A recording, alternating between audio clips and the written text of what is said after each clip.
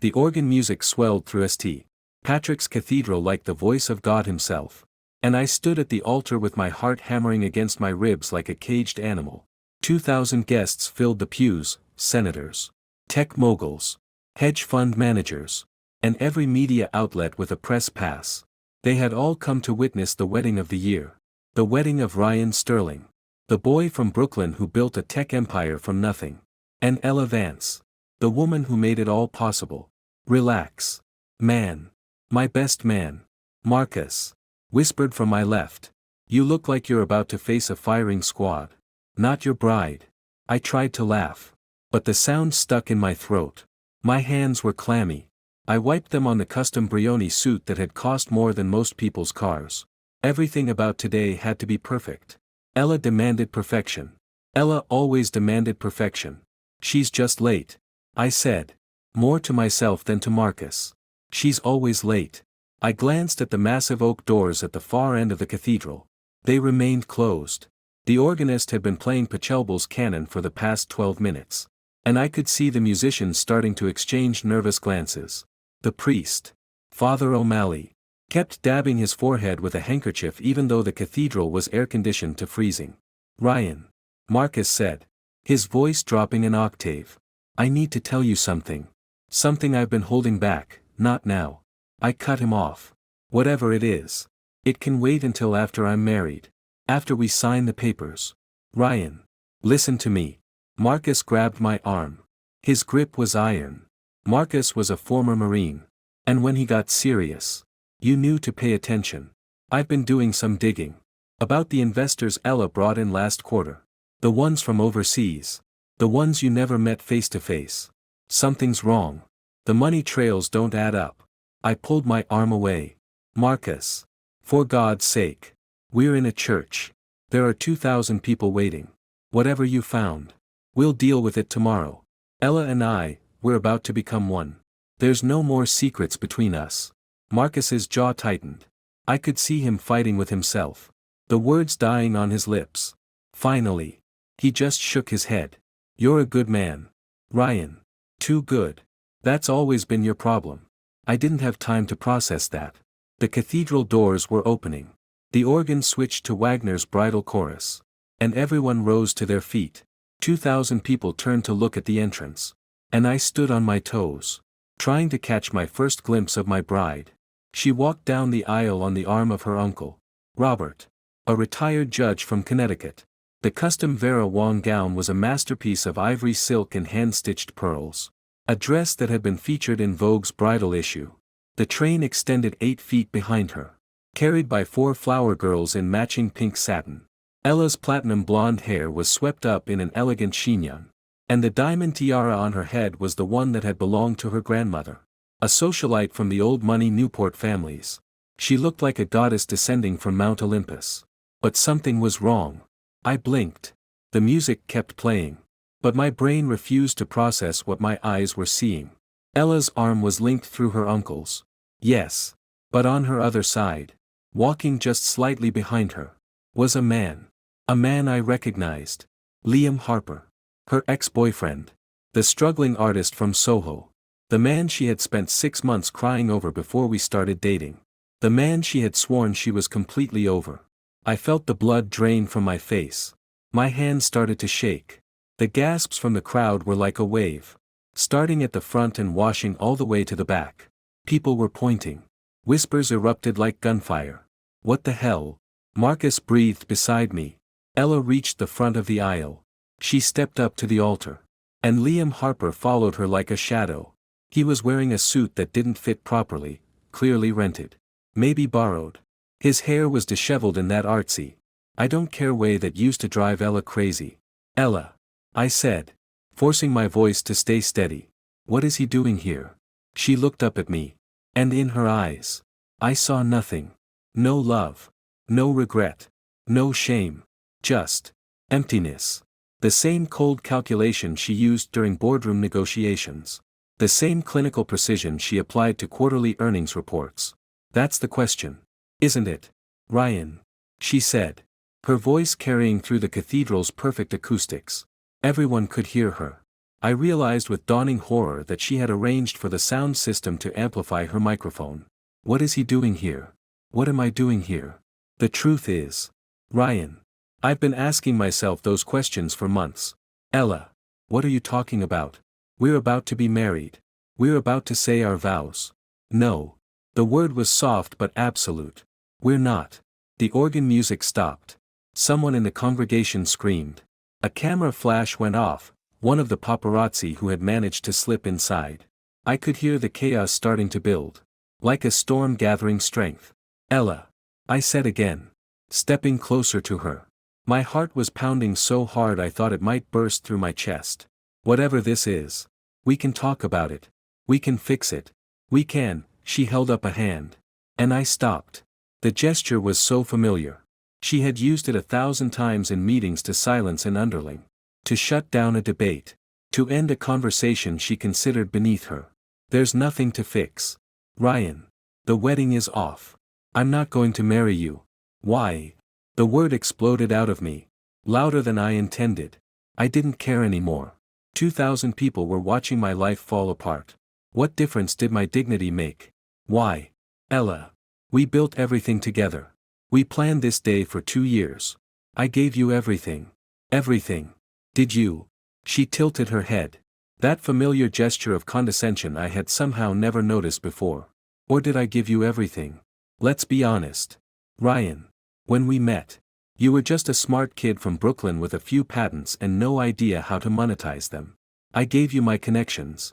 My business acumen. My access to capital. I built Vance Sterling with my own 2 hands. And I let you put your name on it because I felt sorry for you.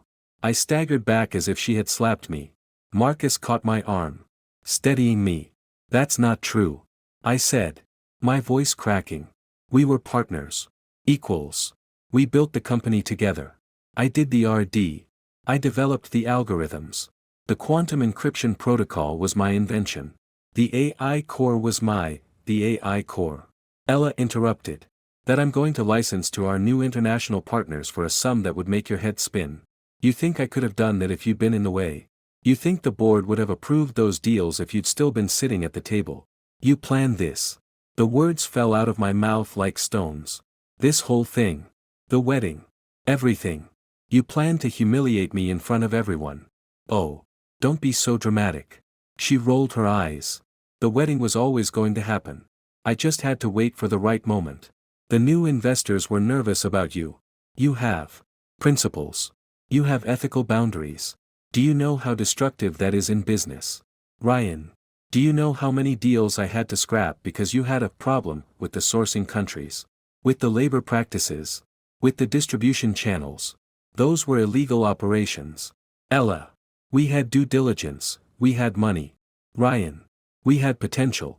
And you sat there like a little boy with his moral compass. Throwing away billions because of your precious feelings. She laughed. And the sound was like breaking glass.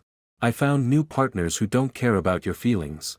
Partners who understand that business is war. And in war, you do whatever it takes to win. Liam Harper stepped forward. Sliding his arm around Ella's waist. She's done with you. Mate. He said. His British accent grating on my nerves. She's with me now. She always wanted to be with me. You were just the convenient stepping stone. Weren't you? Love. Ella smiled up at him. And it was the same smile she used to give me.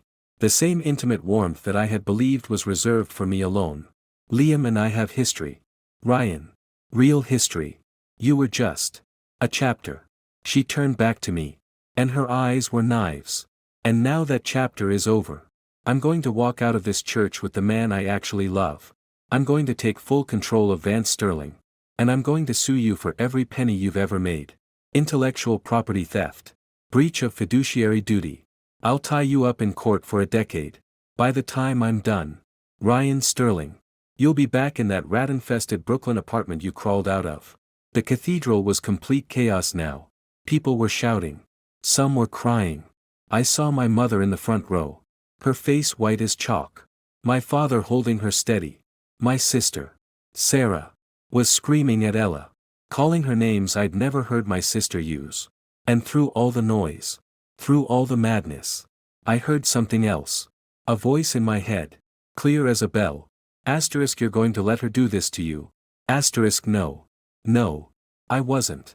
I could feel the rage building in my chest. Hot and consuming. But it wasn't the blind rage of a man who's been wronged. It was something colder. Something sharper. A calculation of my own. Fine. I said. The word cut through the chaos like a knife. Everyone went quiet. Even Ella seemed surprised. Fine. She repeated. Her brow furrowing. What do you mean? Fine. I mean. Fine. You want out. You're out. You want the company. Take it. You want to sue me. I'll see you in court. I'll see you in every court in every jurisdiction. But you want to know something. Ella. I stepped closer to her. Close enough to see the flicker of uncertainty in her eyes. I've got something you'll never have. What's that? She sneered. But her voice wavered just slightly. Back up. I turned away from her. I could feel the weight of 2,000 eyes boring into me. Every single person in that cathedral was watching. But I didn't care about them anymore. I was searching for someone else. Someone I had noticed earlier. Sitting in the very back row. Partially obscured by a massive marble pillar. I had seen her when I first walked to the altar. A woman in a military dress uniform covered in medals and ribbons I couldn't even identify. A scar running down the left side of her face. Starting at her temple and ending at her jaw. A face carved from granite. With eyes that had seen things I could never imagine. General Sarah Harmon. The Iron Heart. The most decorated combat commander in modern American military history. She was a legend. The kind of figure you saw on the news during congressional hearings or read about in classified military history books that weren't available to the public. She had led special forces operations in 3 different war zones. She had personally overseen the rescue of 200 hostages in a single night. She had accepted the Medal of Honor from the president while bleeding from a gunshot wound to the shoulder. And she was sitting in my wedding like any other guest. Why? I had never met her. I had never invited her. But she was here. In uniform. Watching everything unfold with an expression of absolute neutrality. Like a general surveying a battlefield. I started walking toward her. Through the chaos. Through the screaming. Through the reporters trying to shove microphones in my face. I walked toward the back of the cathedral. Toward the Iron Heart. Ryan. What are you doing? Marcus was yelling. Ryan. Come back. My mother was crying out my name. My father was shouting something. But I ignored them all. I only had eyes for the general. I reached her pew. She was sitting alone. Her hands folded in her lap. Her posture military perfect even in a pew. The scar on her face caught the light from the stained glass windows. Making it look almost like a work of art. General Harmon. I said. My voice shaking but steady. You don't know me. I don't know why you're here. But I have something you want. Her eyes narrowed slightly. Do you? Your unit's biggest problem has always been logistics. The drones can't resupply in contested airspace. Your soldiers die because they run out of ammunition. Because they run out of medical supplies. Because the supply chain can't get through the adversary's anti-air systems. She didn't blink. That's classified information. Mr. Sterling. You shouldn't know about that. I know more than that. I pressed on. Because I'm the man who designed the quantum encryption algorithm that could solve it. I designed a system for secure, instant communication between drones and command centers. A system that can't be hacked. Can't be jammed. Can't be traced. I've got the prototype sitting in a private server in New Jersey that Ella Vance doesn't know about. I've got patents pending that she can't touch. I've got enough potential military applications to change everything about how you fight. The general studied me for a long moment. Her eyes were like lasers. Scanning my face for any sign of deception. Get to the point. Mr. Sterling. I swallowed hard. I need a wife. She blinked. For just a second. The mask of neutrality cracked. And I saw something that looked almost like amusement. I beg your pardon. Ella just humiliated me in front of the world. She's going to take everything I've built. She's going to destroy me. Unless I can show the world that I have something left. Unless I can show them that I didn't just lose everything. My voice was shaking. But I kept pushing forward. Marry me. Right now. Today. In the next 5 minutes. Give me your name and your protection. And I will give you everything I've got. Every algorithm. Every patent. Every piece of technology that I've ever created. I'll sign it all over to you if that's what it takes. The general leaned back slightly, crossing her arms over her chest. The gold braid on her uniform gleamed in the dim light. You want me to marry you out of spite? To get back at your ex-fiancé? To survive? I corrected her. I'm not trying to get back at anyone. I'm trying to save myself. And I can help you. I can make your soldiers safer. I can bring them home alive. That's the only thing I have left. General. The only thing that's still mine. And I'll give it to you. The silence stretched between us. Behind me, I could hear Ella screaming about something. Her voice rising in pitch. I could hear the reporters shouting questions. I could hear the sound of my life crumbling into dust. 5 minutes. The general said finally. You said 5 minutes. Yes. You have a legal document prepared. The priest has the marriage license. I said, gesturing toward the altar where Father O'Malley was still standing, looking like a deer in headlights. We had to sign it before the ceremony. It's already filed with the state. It just needs signatures. And you want to sign it with me. If you'll have me. I met her eyes and didn't look away. I'm a good man. General. I know that doesn't mean much in a world like ours. But I'm telling you the truth. I'm not a spy. I'm not an agent. I'm just an engineer who fell in love with the wrong woman. And I'm willing to do whatever it takes to prove my worth to someone who actually deserves it. She stood up. The movement was fluid. Economical. Like everything she did. She was tall for a woman, nearly 6 feet in her boots, and she stood eye to eye with me. Tell me something. Mr. Sterling. She said. Her voice low enough that only I could hear. When you came up with this plan just now, were you hoping I would say yes? I was hoping you would see the value in the deal. I see the value. She said. Your quantum encryption alone is worth a fortune. Your AI core could revolutionize military intelligence. I've been tracking your work for years. Mr. Sterling. I didn't just randomly pick a wedding to attend today. I was here because I was about to approach you about a joint venture. A military-industrial partnership that would change the face of modern warfare. I stared at her. You were going to approach me. I was going to approach both of you. You and your soon-to-be ex-fiancé. The general smiled. And it was not a kind smile. It was the smile of someone who had just discovered an unexpected advantage. But now I see that you're the more flexible partner. I'm the partner with nothing left to lose. I said. Yes. That's precisely why I like you. She extended her hand. Let's go make history. Mr. Sterling. She took my hand. And we walked up the aisle together. The crowd went silent again. I could see the shock on their faces. The confusion. The disbelief. Ella was standing at the altar with Liam. And her face had gone from smug triumph to something else entirely. Something that looked an awful lot like fear. What are you doing? She demanded. Ryan. What is this? I ignored her. I walked right past her and up the steps to the altar. General Harmon by my side. I stopped in front of Father O'Malley, who was gaping at us with the expression of a man who had just witnessed the complete collapse of his understanding of reality. Father. I said. We need to sign the marriage license. Right now. But the ceremony, Father O'Malley sputtered. The witnesses, Marcus. I called out. Marcus. Get up here. You're my witness. Marcus practically ran up the steps. His face was a mask of confusion. But to his credit, he didn't ask any questions. He just took his position beside me. Ella. I said. Turning to face her. You wanted to humiliate me. You wanted to destroy me. You wanted to take everything I had and walk away like I was nothing. I pulled the marriage license out of the priest's shaking hands and held it up. But I'm not nothing. And I'm not walking away. I'm standing right here. In front of God and everyone. And I'm marrying this woman. A woman who actually deserves a man who will fight for her.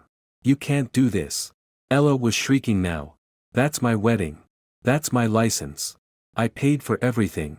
You can't. I can. I said calmly. Because you never signed it. You made sure of that. Didn't you? You wanted to have the option to walk away. And now you've lost that option. Ella lunged at me. But Liam held her back. The photographer were having a field day. Flashbulbs exploded like artillery fire. I could imagine the headlines already. Billionaire bride's revenge, the general and the engineer, Wedding day chaos at St. Patrick's, General Harmon took the pen from the priest's hand. She looked at me. And for just a second, I saw something in her eyes that I hadn't expected. Respect. You're sure about this? She asked quietly. Once this is done, there's no going back. I'm not going back. I said. I've been going backward my whole life. It's time to move forward. She nodded and signed the license with a flourish. Her signature was bold, sharp, and commanding.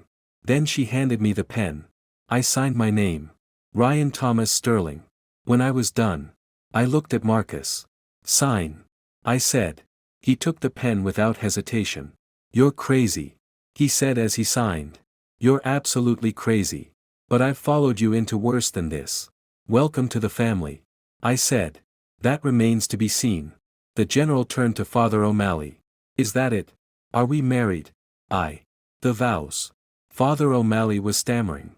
You haven't exchanged vows. Fuck the vows. I said. And somewhere in the back of the cathedral, someone laughed. Give me the ring. I pulled the wedding ring off my own finger. It was the same ring I had bought for Ella. The one I was supposed to slide onto her hand. I had a matching band in my pocket for myself. I pulled it out and handed it to the general. I'm not wearing a man's wedding band, she said flatly. Then put it in your pocket. I said. Keep it as a symbol. I don't care. Just let me give you something. She took the ring and tucked it into her uniform pocket without looking at it. Then by the authority vested in me by the state of New York, Father O'Malley said, his voice trembling, I now pronounce you husband and wife. That's all I need. The general said. She turned to face me. And for the first time, a smile, a real smile, crossed her scarred face. Congratulations, Mr. Sterling. You just made the best deal of your life.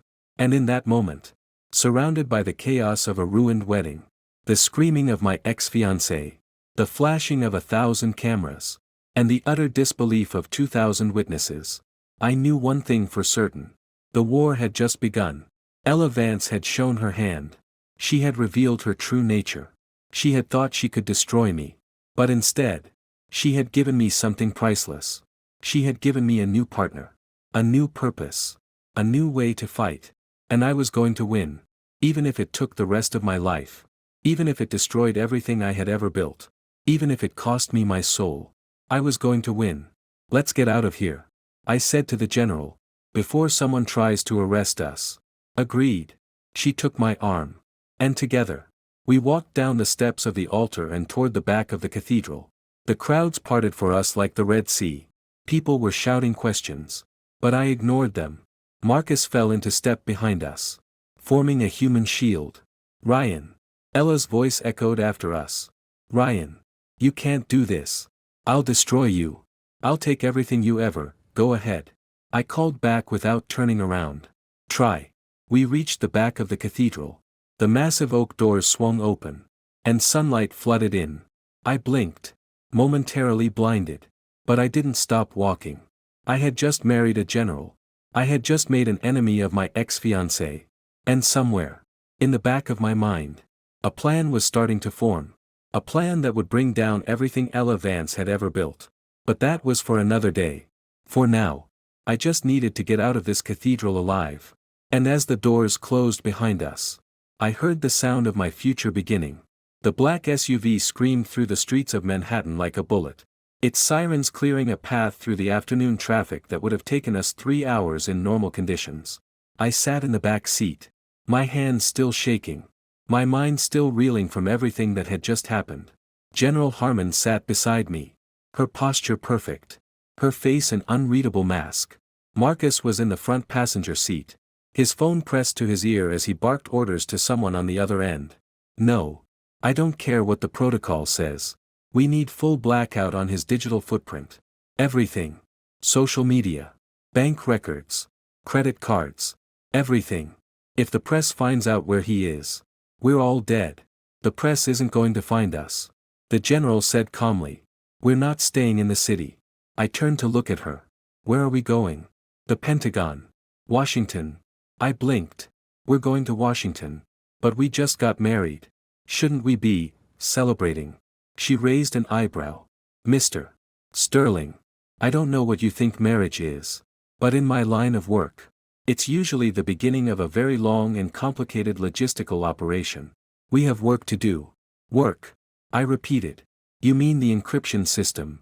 I mean a lot more than that. She reached into her uniform pocket and pulled out a tablet, unlocking it with a retinal scan. Your ex-fiancée didn't just humiliate you today. She exposed a very dangerous vulnerability in the American industrial base. A vulnerability that I've been tracking for 18 months. I stared at her. You knew about Ella. I knew about the network she was connected to. I suspected she was a part of it. I just didn't have proof until today. She swiped through several screens, pulling up documents I couldn't quite read from my angle. When she walked down that aisle with another man. When she publicly announced her intention to break all ties with you and take your company. She essentially confirmed everything I'd been investigating. Confirmed what? Exactly. The general looked at me. And for a moment, something softened in her eyes. That she's a foreign asset. Mr. Sterling. A sleeper agent. Probably Russian intelligence. Possibly Chinese. We're still working on that part. I felt the blood drain from my face. Ella. A spy? That's impossible. I worked with her every day for 5 years. I lived with her for 3. There's no way there's every way. The general's voice was hard. But not unkind. The best agents are the ones who never get caught. Your Ella Vance is brilliant. Mr. Sterling. She didn't just build a tech company. She built a cover identity so perfect that no one would ever suspect her. She dated the right people. She went to the right parties. She donated to the right charities. She convinced everyone, including you, that she was exactly who she said she was. My throat was dry. What? What does she want? What's her objective? The quantum encryption protocol you developed. The AI core. The entire proprietary technology stack you spent the last decade building. The general's eyes were sharp. Piercing. Do you know what kind of damage that technology could do in the wrong hands? Of course I do. That's why I never sold it to anyone outside the company. That's why I always insisted on rigorous due diligence. That's why I stopped. The pieces were starting to fit together in a way that made me sick. That's why she needed to get rid of you. The general finished for me. You were the obstacle. The moral compass. The guy who kept saying no to the wrong people. She couldn't move the technology to her handlers as long as you were in the way. So she orchestrated your removal. Today. I said. The word coming out as barely a whisper. She orchestrated all of this. The wedding. The humiliation. Everything was designed to make me look weak and vulnerable so she could take the company without resistance. And make herself look like a victim in the process. The general agreed. The press coverage is already starting to spin in her favor. Ella Vance, woman who chose love over money. The new queen of tech leaves heartbroken fiancé. It's all very predictable. If you know what to look for. I leaned back in my seat, staring at the ceiling of the SUV. My whole world had turned upside down in the span of an hour. I had lost my fiancé, my company, my reputation, and my future. And now I was learning that everything I thought I knew about the woman I loved was a lie. Marcus. I said. My voice hollow. Did you know about this? Marcus turned around in his seat. His face was pale. And there was guilt in his eyes. I had my suspicions. He admitted. The deal she made with those international investors. The way she kept pushing for you to sign off on technology transfers. The timing of everything. It didn't add up. I tried to warn you. But you always defended her. I thought she loved me. I said. Maybe she did. Marcus said. In her own way. But love doesn't always mean what we want it to mean. The general snorted. Love is a luxury we can't afford. Mr. Sterling. In my experience. It's a tool. A weapon. Something to be deployed and exploited. Your ex-fiancé used it against you. And you lost. I felt a flash of anger. You don't think I know that? You don't think I feel like the biggest fool in America right now? Feelings are irrelevant. The general said. What matters is what we do next. The SUV pulled into a secure underground garage. We all got out. And I found myself standing in a concrete bunker that looked like something out of a spy movie. Armed guards flanked every entrance. Surveillance cameras tracked our every move. This way. The general said. leading me toward a bank of elevators. We have a lot to discuss. And not much time to discuss it. The elevator ride took nearly 3 minutes. I could feel the pressure changing in my ears as we descended deeper and deeper. When the doors finally opened, I was standing in a war room. That was the only way to describe it. A massive circular room with screens on every wall, each one displaying different kinds of data. There were maps, satellite images, financial records, and communications intercepts. People in military uniforms and civilian suits were bustling around, their faces grim and focused. The general led me to a central table covered in documents and laptops. She gestured for me to sit. And I did, feeling like a child at his first day of school. Let's start at the beginning, she said, taking a seat across from me. Tell me everything you know about your technology. Everything. Leave nothing out. So I told her. I told her about the quantum encryption protocol. The one I developed in my garage in Brooklyn while eating ramen and sleeping 4 hours a night. I told her about the AI core. The one that could process intelligence data faster than any existing system in the world. I told her about the patents I'd filed, the prototypes I'd built, the plans I'd never shown anyone. And then I told her about the server. The server, I said, leaning forward. The one I didn't tell Ella about. It's in New Jersey, in a secure data center that I bought using a shell company. It has all the military applications, everything that could be weaponized. The general's eyes lit up. You have a separate server, with separate technology. I learned a long time ago not to put all my eggs in one basket. I said. Ella knew about the commercial applications, the financial sector stuff, the consumer products. But I kept the military stuff separate. I was going to surprise her with it after the wedding. I had planned to announce a new partnership with DARPA as a wedding gift to her. That partnership is now my partnership. The general said. Tell me about this server. What's on it exactly? Everything. I admitted. The quantum encryption protocol isn't just for communications. It can be used for weapon guidance systems. It can be used for drone swarms. It can be used for drone swarms. The general leaned forward. Her interest clearly piqued. Explain. I took a deep breath. I designed a system of autonomous drones that can communicate with each other using quantum entanglement. They can share information instantly, without any lag, without any possibility of being intercepted. They can coordinate complex operations in real time without human intervention. The general was silent for a moment. Then she asked, how many drones? Unlimited. I said. The system scales infinitely. It's like a hive mind. Each drone is a node in a network. They can share data, adjust tactics, respond to threats, all without any external input. In my world, the general said slowly, that would mean soldiers never have to die on the front lines again. Drones could do all the dangerous work. They could provide reconnaissance, carry out strikes, resupply troops in contested areas. They could change everything. Exactly. I said. That's why I built it. And that's why I made sure no one knew about it. Because in the wrong hands, that system is a weapon of mass destruction. The general stood up. She walked over to one of the screens, her back to me, and was quiet for a long moment. When she finally turned around, there was something new in her eyes. Something that looked almost like respect. You are either the smartest man I've ever met, she said, or the most reckless. Maybe both. I said. Maybe both. She agreed. But right now, I don't care which one you are. Because you've just handed me the keys to a weapon I've been trying to build for a decade. Keys that I can take back. I said. If you want that technology, you're going to have to give me something in return. The general's eyes narrowed. I just married you. I just saved you from humiliation and bankruptcy and possibly jail. What more do you want? Protection. I said.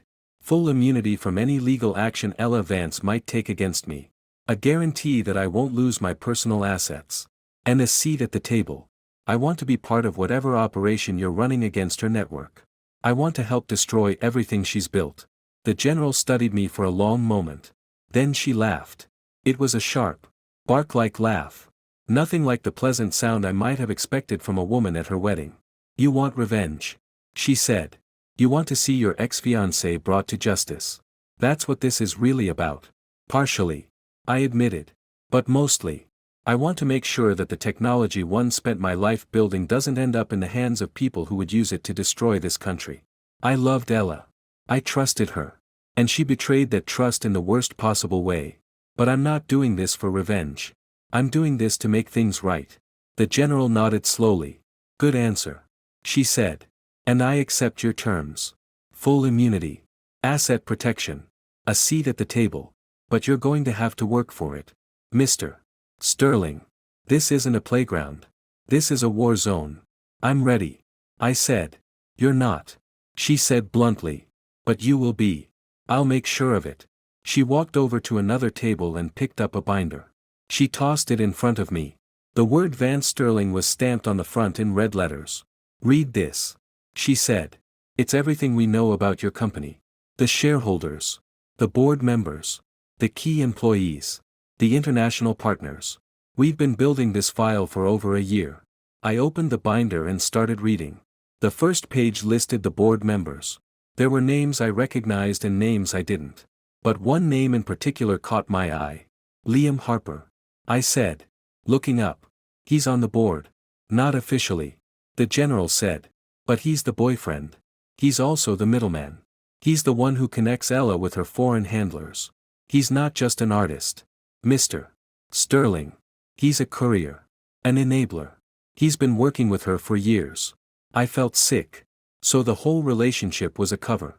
They were partners in espionage. Precisely. The general sat down across from me again. She used him as a cover to get close to you. When she realized you were too ethical to work with her handlers. She switched gears. She decided to take you out of the equation entirely. And Liam was the weapon she used to do it. I said. Understanding dawning on me. She brought him back into her life. She made me jealous. She created a crisis that would allow her to break things off without anyone suspecting her real motives. Exactly. The general said. You're catching on. I closed the binder and looked at her. What's our next move? The general smiled. It was a cold smile. But not an unfriendly one. Our next move, she said, is to take a deep breath and wait. Your ex-fiancée thinks she's won. She thinks you're broken. She thinks you're going to crawl into a hole and disappear. So we're going to let her think that. For how long? Long enough to make a mistake. The general said. Long enough for her to get cocky. Long enough for her to start making moves that she wouldn't make if she knew we were watching. And then we strike. The general leaned forward. Her eyes glinting. We strike hard and we strike fast. We take her down before she even knows what hit her. I nodded slowly. I can do that. I can be patient. I can wait. Good. The general said. Because patience is the first lesson of war. And you're going to learn a lot of lessons in the coming days. Mr. Sterling. She stood up and offered me her hand. I took it. And she pulled me to my feet. Welcome to the team. She said. Welcome to your new life. Welcome to the war. I looked around the war room. At the screens and the maps and the people working tirelessly to protect our country. I thought about Ella and Liam and everything they had taken from me. I thought about the company I had built with my own two hands. Now in the hands of my enemies. But I also thought about the server in New Jersey. The technology one had kept hidden. The weapons I could wield. Thank you. I said to the general. For giving me a chance. Don't thank me yet. She said. Thank me when we've won. Until then. We have work to do. And we did. For the next 12 hours. I sat in that war room and read everything I could about the network I was about to destroy. I learned about the handlers in Moscow and Beijing. I learned about the money laundering operations in Switzerland and the Cayman Islands. I learned about the shell companies and the front organizations and the strings of connections that led all the way back to the highest levels of foreign intelligence. It was overwhelming. But it was also empowering. For the first time since the wedding. I felt like I had control over my own life. Around midnight. The general came back into the room. She was holding 2 cups of coffee. And she handed one to me. You've been going non-stop for 12 hours. She said. Take a break. I can't sleep. I admitted. Every time I close my eyes. I see her face. I hear her voice. I feel like a fool. You were a fool. The general said bluntly. But you're not the first. And you won't be the last. The important thing isn't what happened. The important thing is what you do next. I took a sip of the coffee. It was black and bitter. Just the way I liked it. What's your story? I asked. How did you become the Iron Heart? The general was quiet for a long moment. Then she said. I made mistakes too. I trusted the wrong people. I lost people I loved. I learned the hard way that trust is a weapon, not a gift. Who did you lose? She looked at me. And for a moment, I saw the ghost of pain in her eyes. My husband. She said. 5 years ago. He was a military intelligence officer. He was investigating the same network that Ella Vance is connected to. They found out. They made it look like an accident. I felt a chill run down my spine. They killed him. They killed him. She confirmed. And I've been waiting for a chance to avenge him ever since. That's why you married me. I said. Understanding dawning. Not just because of the technology. Because I gave you a chance to get close to Ella. To her network. The general didn't deny it. You gave me an opportunity. She said. And I took it. Just like you took an opportunity when you married me. We're both using each other. I said. That's what partnerships are. The general said. Mutual benefit. Mutual protection. Mutual survival. And love. I asked. What about love? The general laughed again. But there was no humor in it. Love is a fairy tale for children and romantics. She said. In the real world. We have to settle for respect. And if we're lucky. Maybe a little bit of trust. I thought about that for a long moment. I can live with that. I said finally. Respect and trust. That's more than I got from Ella. That's a very low bar. The general said. But I appreciate the sentiment. She stood up and stretched. Get some sleep. She said. Tomorrow. We're going to make some moves. Your ex-fiancée thinks she's won. She thinks you're gone. She thinks everything is going according to plan. But it's not. I said. No. The general agreed. It's not. And tomorrow. We're going to show her just how wrong she is. As I watched her leave the room. I felt something I hadn't felt in hours. Something I had thought was gone forever. Hope. Ella Vance had tried to destroy me. She had tried to take everything I had and leave me with nothing. She had humiliated me in front of the world and broken my heart in the process. But she had also made a mistake. She had given me a reason to fight. And I wasn't going to waste it. I finished my coffee and settled into the chair. Letting exhaustion finally catch up with me. As I drifted off to sleep. The screens around me continued to flash and flicker. Showing me the network I was going to destroy. It was going to take time. It was going to take resources. It was going to take everything I had. But in the end, I was going to win. And that was all that mattered. I woke up on a cot in a small room adjacent to the war room. My body aching from a night of sleeping in my wedding suit. The fabric was wrinkled beyond repair. And there was a stain on the jacket from where I'd spilled coffee during my all-night reading session. I looked like a homeless man who had wandered into the most secure military installation in the country. Marcus was already awake.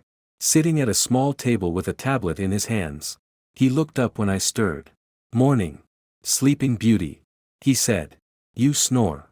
By the way. I don't snore. You definitely snore. I heard you through the wall. I sat up.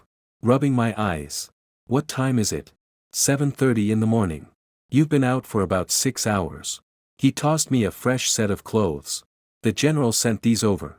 She said to tell you that you look like a disgrace to the uniform she's pretending you're wearing. I caught the bundle. It was a simple black suit. Nothing fancy. But clean and pressed. She's not wrong. I said. I look like I just survived a war. You did. Marcus said. You just survived the first battle of a very long war. And by the looks of it, the second battle is about to begin. I changed quickly. Grateful for the opportunity to shed the clothes that still carried the faint scent of the cathedral. When I emerged from the small room, Marcus was waiting for me with a cup of coffee. The general wants to see you in the main conference room. He said. She's got news. I followed him through the warren of corridors. My feet still not quite steady beneath me. The events of the previous day felt like a dream. A nightmare I couldn't quite shake. But the pain was still there. A dull ache in my chest that reminded me of everything I had lost. The conference room was smaller than the war room. But no less intimidating. A long table dominated the center of the space. Surrounded by chairs that looked like they belonged in a corporate boardroom. General Harmon was already seated at the head of the table. Her eyes fixed on a large screen on the wall. "Mr. Sterling," she said without looking at me. "Sit." I sat. Marcus took a seat beside me. The screen showed a news broadcast. The anchors' faces grim as they delivered what appeared to be breaking news. I couldn't hear the sound, but the closed captioning told me everything I needed to know. Breaking news: Ella Vance declares victory in battle for Vance Sterling. Full control of tech giant secured **** ex-fiancé Ryan Sterling flees scene. Whereabouts unknown ***, she's moving fast. I said. She's already taken control of the company. The general nodded. She's smart. She knows that the longer she waits, the more time we have to organize. She wants to lock everything down before we can react. Can she do that? Just take control without a shareholder vote? Normally. No. The general said. But she has the board on her side. She's been cultivating relationships with them for years. And she has the backing of her investors. The ones from overseas. I felt a flash of anger. She stole my company. She stole everything I spent the last decade building. Yes. The general said. She did. And now we have to decide what we're going to do about it. She pressed a button on her tablet. And the screen changed to show a different image. This one was a diagram. A complex web of names and connections that looked like a conspiracy theorist's dream. This, the general said, is the network we've been tracking. It's organized like a spider web. With Ella Vance at the center. She's connected to hundreds of different individuals. Some of whom we've identified. Some of whom we haven't. The diagram showed names, countries, and companies. I saw Vance Sterling at the center. With lines extending to various international entities. There were banks in Switzerland. Shell corporations in the Cayman Islands. Investment funds in Singapore. These are her backers. The general said, pointing to a cluster of names in the top left corner of the screen. Russian intelligence. Primarily. They've been funding her operations for years. They provide the money. And she provides the technology. And Liam? I asked. Where does he fit in? Liam Harper is the linchpin. The general said. He's the one who manages the day-to-day operations of the network. He coordinates the transfers. He communicates with the handlers. He's the one who makes sure that everything runs smoothly. So if we take him out, the whole thing collapses. Not entirely. The general said. But it would certainly cripple them. And it would send a message to Ella that we're not going to back down. I leaned forward. How do we do it? I have a plan. The general said. But it's not going to be easy. And it's not going to be safe. You're going to have to play a role. Mr. Sterling. A very dangerous role. What kind of role? The general smiled. It was a cold smile. The kind of smile that promised pain for someone. I want you to get close to Ella again. I want you to pretend that you want her back. I want you to make her think that you're willing to forgive her. That you're willing to work with her. That you're willing to give her another chance. I stared at her. You want me to pretend I still love her? After everything she did to me. I want you to pretend that you're desperate. That you're broken. That you're willing to do anything to get her back. The general's eyes were fixed on me. Unblinking. She needs to believe that she's won. That you're completely defeated. That's the only way she'll let her guard down. She won't believe it. I said. She's too smart for that. She's arrogant. The general corrected. She thinks she's smarter than everyone else. She thinks she's outmaneuvered you completely. She's not going to suspect that you're working with us because she doesn't think you're capable of it. To her. You're just a broken-hearted fool who lost everything. I was silent for a long moment. The plan made sense. But it also made me sick. The thought of pretending to still love Ella, of playing the role of the desperate ex-boyfriend, was almost more than I could bear. You don't have to do it. Marcus said quietly. We can find another way. No. I said. I'll do it. She took everything from me. She humiliated me in front of the world. She made me look like a fool. I'm not going to let her get away with it. Then we start today. The general said. I've already arranged for a cover story. You've been hiding out in a hotel in New Jersey. Drinking yourself to oblivion. You've lost all your money. You're facing bankruptcy. You're on the verge of losing your mind. That's not exactly a stretch. I said. I feel like I'm on the verge of losing my mind. Perfect. The general said. That's exactly the energy we need. You're going to reach out to her through a mutual contact. Tell her you want to talk. Tell her you want to make a deal. Tell her you're willing to give her everything you have left just to be with her again. She won't believe that I still want her. She will.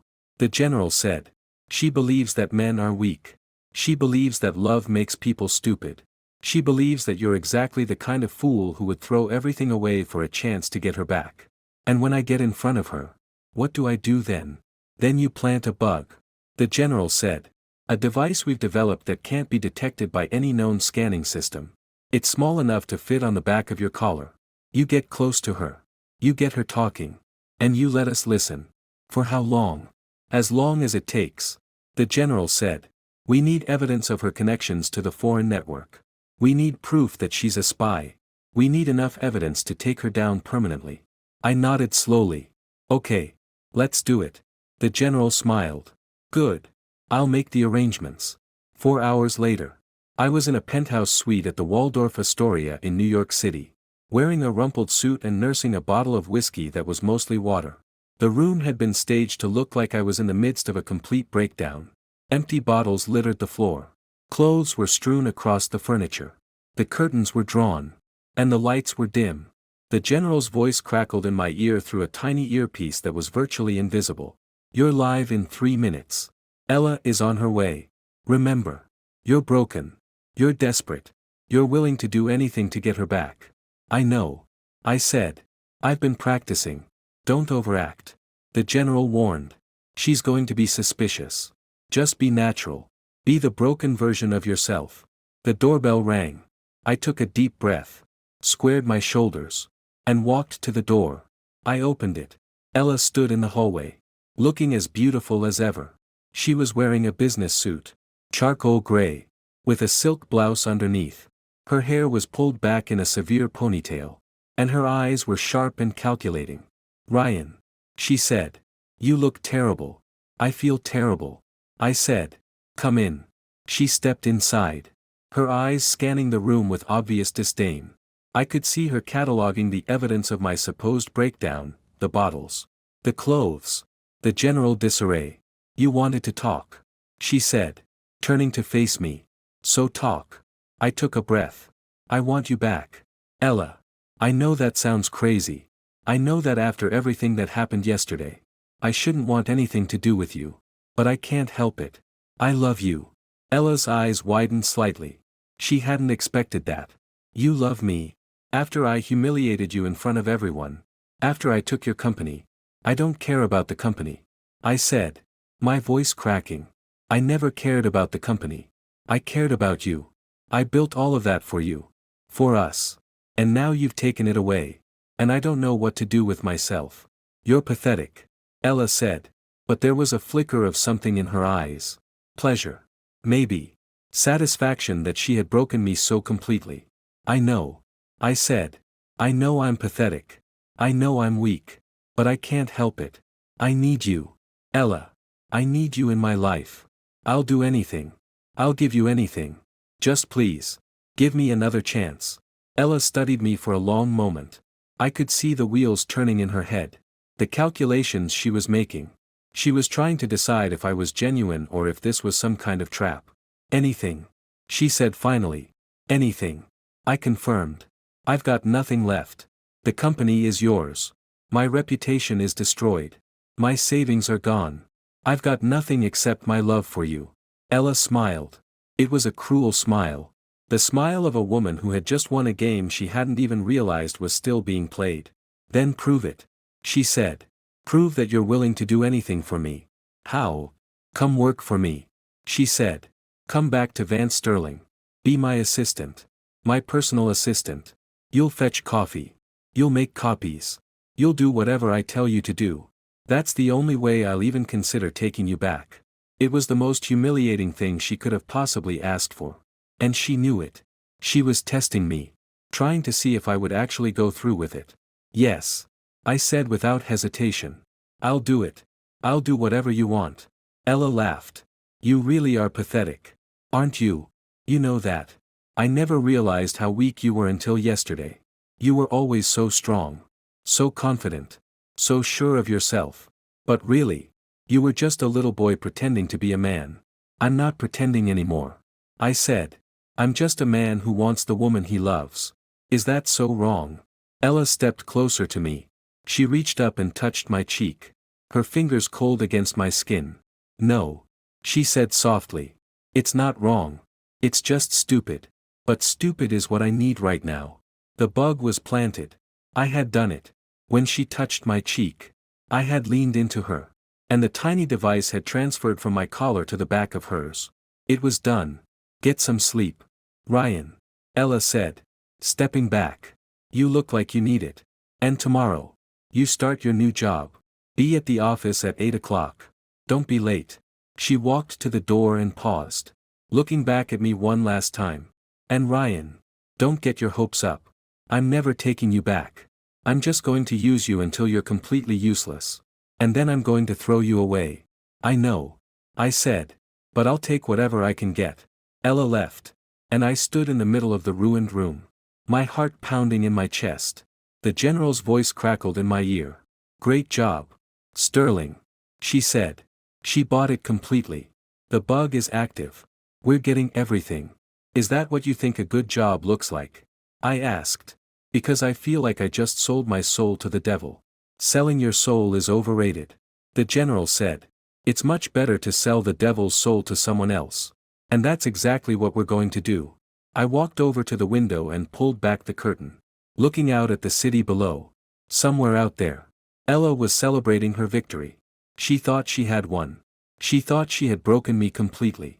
She had no idea what was coming. General. I said. When this is over. I'm going to destroy her. Not just her network. Not just her spy ring. Her. Everything she is. Everything she's built. I'm going to tear it all down. I know. The general said. That's why I chose you. I smiled. It was a cold smile. The kind of smile that promised pain. Let's get to work. The elevator ride to the top floor of Van Sterling Tower took exactly 47 seconds. I counted every one of them. Feeling the pressure in my ears change as we ascended higher and higher into the glass and steel monument to everything I had built and lost. Marcus was with me. Dressed in a cheap suit that made him look like a minor executive from accounting. He had been assigned as my handler for this operation. A role he had accepted with grim determination. You ready for this? He asked. Adjusting his tie. Ready to walk into the company I founded and pretend to be a glorified secretary for the woman who destroyed my life. I said. Sure. I'm ready. Just remember what the general said. Stay calm. Stay in character. Don't let her provoke you. The elevator doors slid open. And I stepped out into the executive floor of Van Sterling. Everything looked exactly the same as it had a week ago, the marble floors. The modern art on the walls. The rows of executive assistants typing away at their desks. It was my kingdom. And yet it felt completely alien now. Ella Vance was waiting for me at the end of the hallway. She was standing outside her corner office. Arms crossed. A smile playing at the corners of her mouth. She looked like a queen surveying her domain. And I was just another subject come to pay homage. Ryan. She said. Her voice dripping with false warmth. Right on time. I appreciate punctuality in my employees. Employees. I repeated. That's what I am now. That's what you wanted. Isn't it? She gestured for me to follow her into her office. You said you'd do anything to get me back. This is your chance to prove it. The office was just as I remembered it. But different somehow. The furniture had been rearranged. New artwork hung on the walls. My old desk, the one I'd used for 5 years, had been replaced with a small, rickety table in the corner. That's your workstation, Ella said, pointing to the table. You'll be answering phones, scheduling meetings, making coffee. Basically, you'll be doing everything you used to do before you became important. I was never important. I said, taking my seat at the tiny desk. You made that clear. Ella smiled, clearly pleased with herself. I'm glad we agree. Now, let's get started. I have a busy day ahead. And I need you to keep things running smoothly. For the next 6 hours. I played the role of the broken, subservient ex-boyfriend. I answered phones with a pleasant voice. I scheduled meetings with people I used to consider my peers. I made coffee for a woman who had stabbed me in the back and twisted the knife. Every moment was agony. But every moment was also an opportunity. The bug I had planted on Ella's collar was transmitting everything to the general's team. Every conversation. Every phone call. Every whisper. We were building a case against her. Piece by piece. Phone call for you. I said at around 2 in the afternoon. A Mr. Dmitry Volkov. He's calling from Zurich. Ella's eyes flickered with something that might have been concern. Put him through. I transferred the call and listened through my earpiece as the general's team recorded every word. Ella, said a thickly accented voice on the other end. I trust everything is proceeding according to plan. Everything is proceeding exactly as we discussed. Mr. Volkov. Ella said. The technology transfer will be complete by the end of the month. All barriers to acquisition have been removed. Excellent. Volkov said.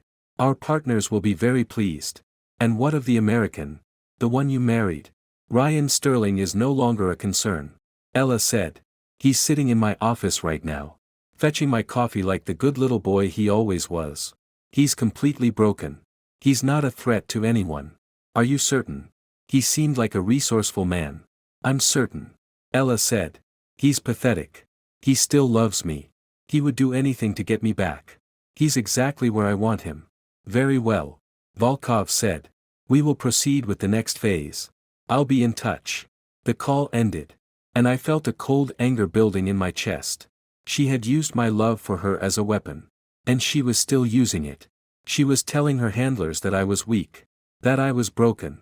That I was beneath her notice. The worst part was that she was right. But that was about to change. At the end of the day, Ella called me into her office. She was standing by the window, looking out at the Manhattan skyline. Her back to me. Ryan. She said. I have a proposition for you. What kind of proposition? She turned to face me. And there was something calculating in her eyes. I want to make you a partner again. A silent partner. You'll have a share of the profits. But no say in how the company is run. You want me to sell my soul for a paycheck. I want you to sign over your remaining patents. She said bluntly. The ones you didn't tell me about. I know they exist. Ryan. I've been monitoring your research for years. You've been hiding things from me. I wasn't hiding things. I lied. I was protecting our assets. Call it whatever you want. Ella said. But I want them. And you're going to give them to me. Because if you don't, I'm going to make sure you spend the rest of your life in prison. Prison? For what? For embezzlement. Ella said. For fraud. For stealing from your own company. I have documents that prove you siphoned money from Vance Sterling into secret accounts. It's all very convincing. My lawyers will make sure you never see the light of day again. It was a bluff. I knew it was a bluff. But I also knew that she was desperate. She needed my remaining technology. And she was willing to do anything to get it. Fine. I said. Playing along. I'll sign over the patents. But I want something in return. Name it. I want you to be honest with me. I said. I want to know why you did all of this. Why you destroyed me. Why you took everything I had. I want the truth. Ella laughed. The truth? You can't handle the truth. Ryan. The truth is that I never loved you. I never wanted you. You were just a tool. A means to an end. A way for me to get what I wanted. And what did you want? Power. Ella said. Money. Influence. A seat at the table with people who actually matter. You were just a stepping stone on my path to greatness. I nodded slowly, pretending to absorb the blow. I see. Do you? Ella stepped closer to me, her eyes boring into mine. Do you really see? Because I don't think you do. I think you still believe that there's some part of me that cares about you. But there isn't. There never was. You were nothing to me. Ryan. Nothing. The words cut deep. But I didn't show it. Instead, I bowed my head in defeat. I understand. Good. Ella said. Now get out of my sight. I'll have my lawyers send you the documents. Sign them. And you'll never have to see me again. I walked out of her office. My heart pounding in my chest. The general's voice crackled in my ear. Are you okay? I'm fine. I lied. I got what we needed. She just admitted to everything. Not quite everything. The general said. But enough. We have her on conspiracy. We have her on espionage. We have her on fraud. We have enough to take her down. Then why don't we do it? I asked. Why don't we arrest her right now? Because we need more. The general said. We need the full network. We need her handlers. We need Dmitry Volkov. We need to take down the entire operation. Not just one part of it. How long will that take? As long as it takes. The general said. But we're close. We're very close. I walked to the elevator and pressed the button for the ground floor. As the doors slid open, I found myself face to face with Liam Harper. Liam was dressed in expensive clothes that looked like they'd been purchased recently, probably with Ella's money. His hair was slicked back. And he was carrying a bouquet of roses that were undoubtedly for her. Ryan. He said. Surprise flickering across his face. I didn't expect to see you here. I work here now. I said. I'm Ella's personal assistant. Liam's surprise turned to amusement. Ella's personal assistant. The great Ryan Sterling. Fetching coffee for the woman who dumped him at the altar. That's rich. Life is full of surprises. I said. Stepping into the elevator. Yeah. Liam said. Stepping in beside me. I guess it is. You know. You should be grateful. Ryan. Ella made you into something. She made you successful. She made you rich. She made you important. And now she's taken it all away. That's more than most people ever get. Are you trying to make me feel better? I asked. I'm trying to make you understand. Liam said. You're a loser. Ryan. You always were. You were just lucky enough to get a taste of what it was like to be a winner. And now you know the truth. You're nothing. You've always been nothing. The elevator doors opened on the ground floor. And I stepped out into the lobby. Liam followed me. Still talking. I'm going to be honest with you. Mate. He said. Ella and I are getting married. Next month. We're going to have a real wedding. A small one. Just family and close friends. You're not invited. I stopped walking and turned to face him. Congratulations. I said. Thanks. Liam said. Grinning. It's going to be beautiful. Ella is going to be the most beautiful bride in the world. And I'm going to be the luckiest man alive. I'm sure you will be. I said. I walked out of the building and into the cool New York air. Marcus was waiting for me in a black sedan. And I slid into the passenger seat. How did it go? He asked. Liam Harper is a complete tool. I said. But he's also a lot smarter than he looks. He knows something. He knows more than he's telling. What do you mean? I mean that he's not just a courier. I said. He's not just a middleman. He's a true believer. He actually thinks what they're doing is right. He actually believes in the cause. That's dangerous. Marcus said. Very dangerous. I agreed. Because a true believer is willing to do anything to achieve their goals. And they're willing to sacrifice anyone who gets in their way. We drove back to the Pentagon. The conversation from the office still echoing in my ears. Ella had said she never loved me. She had said I was nothing. She had said I was just a stepping stone on her path to greatness. It hurt more than I wanted to admit. But it also gave me something I hadn't expected. Clarity. I had been holding on to the hope that there was still some part of Ella that cared about me. Some part that had been real. Some part that had been genuine. But now I knew the truth. She had never loved me. She had never wanted me. She had used me from the very beginning. And I was going to make her pay.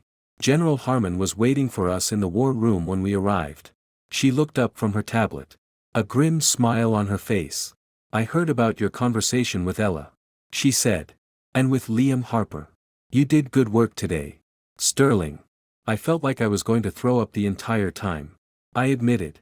Good. That means you were in character. That's exactly how you should have felt. The general walked over to a large screen and pulled up a map of Europe. There were red dots scattered across the continent, marking locations of interest. Here's the situation. She said. We've identified the main hub of the network. It's in Geneva, Switzerland. Dmitry Volkov operates out of a private bank there. He's the primary handler for the entire operation. How do we get to him? I asked. We don't. The general said. You do. Me. How? The general smiled. Because you're going to accept Ella's offer. You're going to sign over your remaining patents. And you're going to tell her that you want to deliver them personally. To Volkov. In Geneva. Why would I do that? Because you're going to pretend that you've had a change of heart. The general said. You're going to pretend that you've realized Ella was right all along. That you want to be part of the network. That you want to join their cause. She'll never believe that. She will. The general said. Because you're going to bring proof. You're going to bring a sample of the quantum encryption protocol. The real one. And you're going to offer to help them weaponize it. Are you insane? I stood up. My chair scraping against the floor. I'm not going to give them my technology. I built that system to protect this country. Not to destroy it. You're not going to give them anything. The general said calmly. You're going to give them a Trojan horse. A system that we've secretly modified to include a backdoor. A system that will allow us to track every single transmission and communication they make. I sat back down slowly. A Trojan horse. Exactly. The general said. You'll deliver it to Volkov. You'll gain his trust. And you'll walk away with everything we need to take down the entire network. Including the location of their command center. It was a brilliant plan. And it was also incredibly dangerous. What if they don't believe me? I asked. What if they see through the act? Then you'll be in Geneva. The general said. In the middle of the most heavily armed spy network in Europe. And you'll probably be killed. Comforting. I said. I don't offer comfort. The general said. I only offer results. And the results of this operation will be the destruction of an enemy network that's been threatening American security for years. I was silent for a long moment. Then I nodded. Fine. I said. I'll do it. I'm sorry. The general said. I didn't quite catch that. You'll what? I'll do it. I repeated. I'll go to Geneva. I'll deliver the Trojan horse. I'll gain their trust. And I'll bring back everything we need. The general's smile returned. I knew I chose the right partner. She said. Get some rest. Sterling. You leave for Geneva in 48 hours. As I walked out of the war room, I felt a strange sense of calm wash over me. For the first time in days. I knew exactly what I had to do. Ella Vance had destroyed my life. She had taken everything I had and left me with nothing. But she had also made a fatal mistake. She had underestimated me. She thought I was weak. She thought I was broken. She thought I was just a puppet dancing on her strings. She was about to find out just how wrong she was. The flight to Geneva took 7 hours. And I spent every single one of them staring out the window at the endless blue of the Atlantic Ocean. Wondering if I was about to die. The general had given me a crash course in spycraft over the past 2 days, how to spot a tail. How to plant a listening device. How to escape from a room that had been locked from the outside. I had absorbed as much as I could. But I still felt like a civilian playing dress-up in a world where the stakes were measured in body bags. Marcus was with me. Posing as my personal assistant. He had been given the same training. And he wore it like a second skin. The man was a former Marine. After all, he had been in situations far more dangerous than this. The hotel is secure. Marcus said. Scrolling through his tablet. We've got a safe room on the top floor. The general's team has already swept it for bugs. We're good to go. And Volkov? I asked. What's the word on him? Still at his office. Marcus said. He's expecting you at 3 this afternoon. You're supposed to present the technology demonstration. Show him what the Trojan horse can do. The Trojan horse that's going to bring down his entire network. The very same. Marcus smiled grimly. Let's hope he's as impressed as we want him to be. The hotel was a luxury establishment on the shores of Lake Geneva. The kind of place where the rooms cost more per night than most people made in a month. The general had spared no expense in making me look like a successful businessman who was ready to join the dark side. I changed into a bespoke suit that had been tailored to perfection. Then examined myself in the mirror. The man staring back at me looked nothing like the broken wretch who had shuffled into Ella's office a few days ago. This man looked powerful, confident, dangerous. You look the part. Marcus said from the doorway. Just remember who you really are. Ryan Sterling. I said. The man who lost everything. The man who's about to get it all back. Attaboy. Volkov's office was located in a nondescript building in the financial district. The kind of place that could have been a bank or a law firm or a front for an international spy network. It was probably all of the above.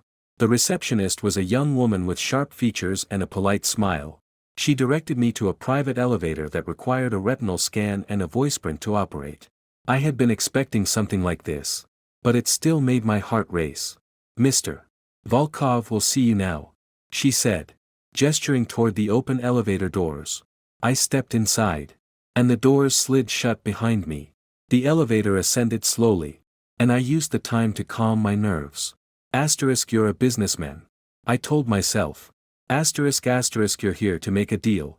Nothing more. Just a deal. Asterisk, the elevator opened onto a spacious office with floor-to-ceiling windows that looked out over the city. A man in his late 50s was seated behind a massive desk. His silver hair slicked back.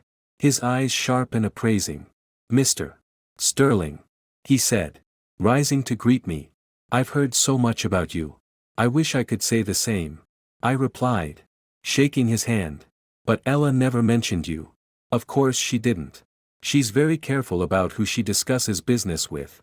Volkov gestured for me to take a seat. I trust your journey was pleasant. Pleasant enough, I said. Your country is beautiful. Switzerland is a very useful country, Volkov said. Neutral. Bankable. Discreet. It's the perfect place for people like us to conduct our affairs. People like us. Volkov smiled. People who understand the true nature of power. People who understand that the world is divided into two groups, the hunters and the hunted. I believe you've recently discovered which group you belong to. I belong to whoever can offer me the best deal, I said, playing my part. Ella made me a promise she couldn't keep. I'm here to see if you can do better. Volkov studied me for a long moment. I like you, Mr. Sterling. You're direct. You don't play games. That's refreshing in this line of work. I'm not here to play games, I said. I'm here to make money. A lot of it. And I'm willing to share my technology with anyone who can help me achieve that goal. Your technology, Volkov repeated. The quantum encryption protocol. The AI core. The drone swarm system. Ella told me about it. She said you had developed something that could change the face of modern warfare. She was right, I said. I did. And now I'm willing to sell it to the highest bidder. Volkov leaned forward, his eyes gleaming with interest. And what is the price? I pulled out a tablet and set it on his desk. This is a demonstration of the system. It's limited. Of course. Just a fraction of what I can do. But I think it will be enough to prove my worth. Volkov studied the tablet for a long moment. Then he pressed a button on his desk. And a large screen on the wall flickered to life. Show me, he said. I walked to the screen and began my presentation. The Trojan horse was beautiful. A masterpiece of engineering and deception. It looked exactly like the real system.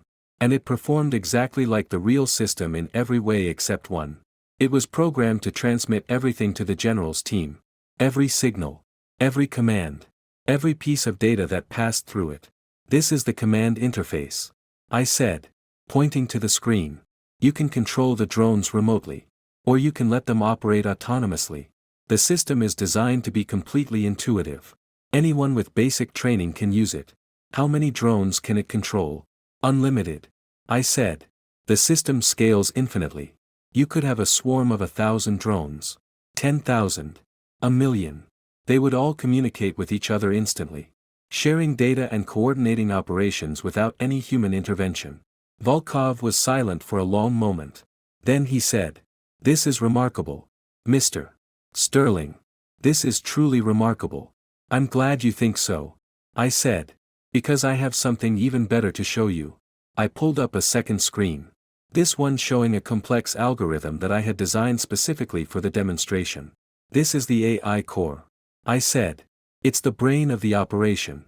It processes intelligence data faster than any existing system. It can analyze satellite imagery, intercept communications, predict enemy movements. It's the closest thing we have to a crystal ball. Volkov was visibly impressed. And you're willing to give this to us? To share it with our network? I'm willing to do whatever it takes to secure my future, I said. Ella betrayed me. My country abandoned me. I have no one left to trust except myself.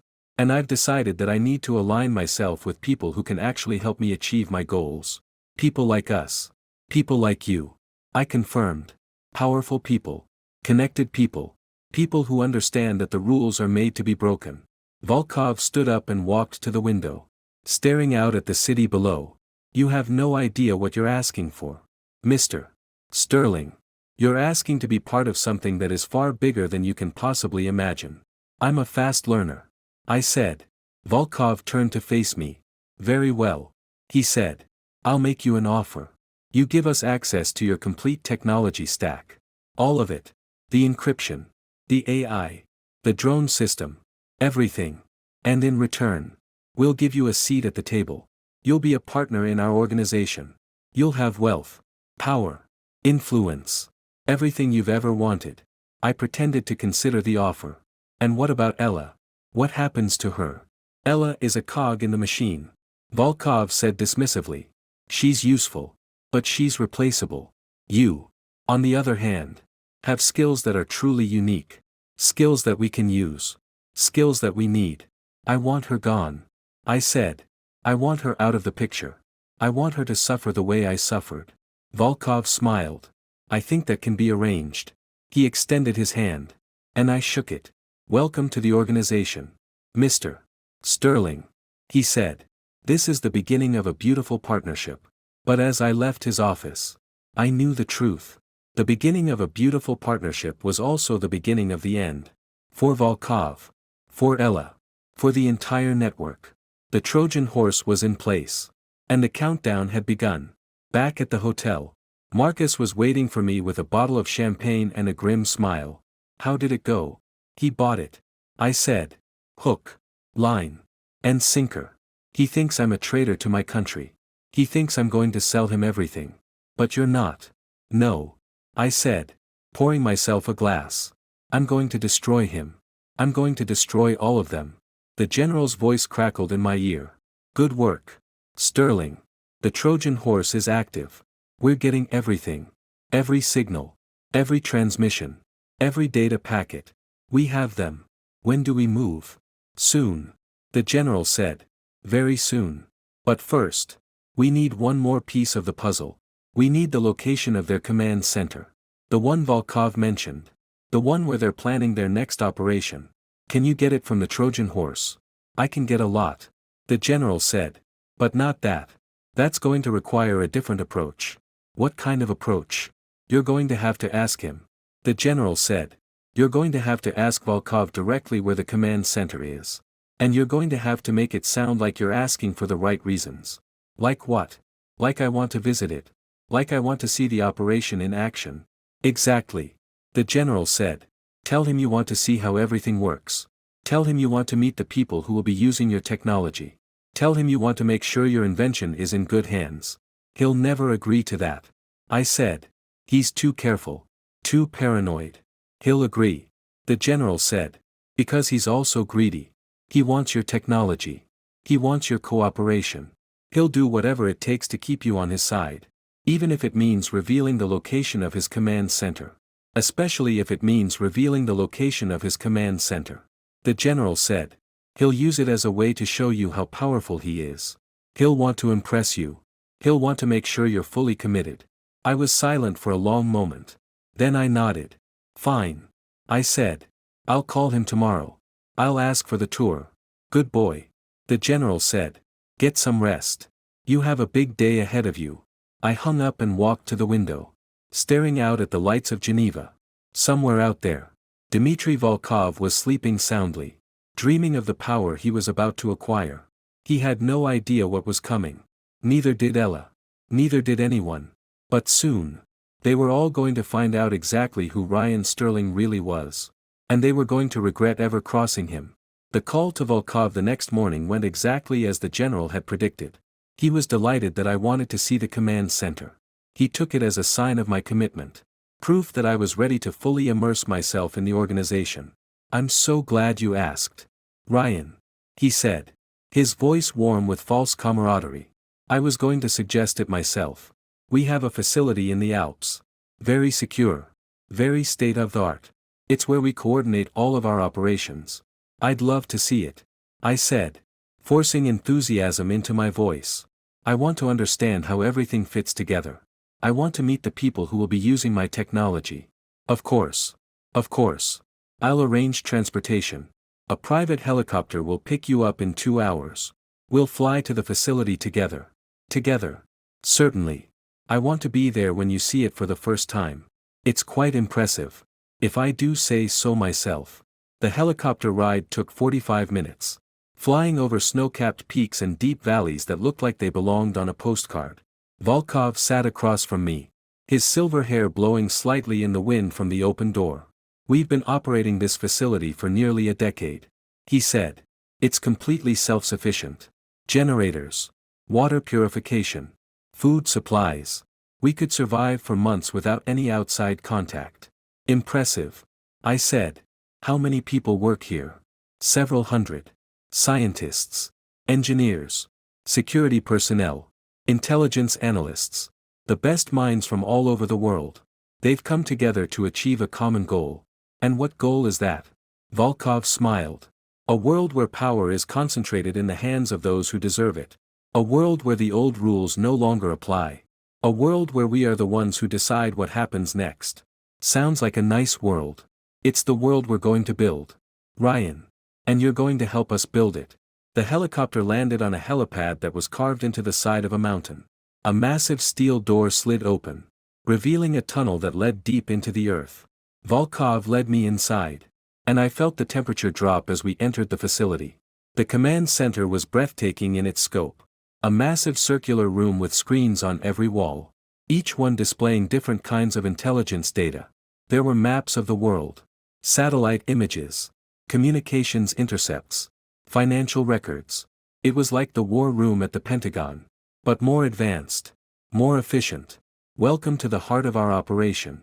Volkov said, spreading his arms wide. This is where we coordinate everything. Intelligence gathering. Strategic planning. Operational execution. Everything comes through here. I walked around the room. My eyes taking in every detail.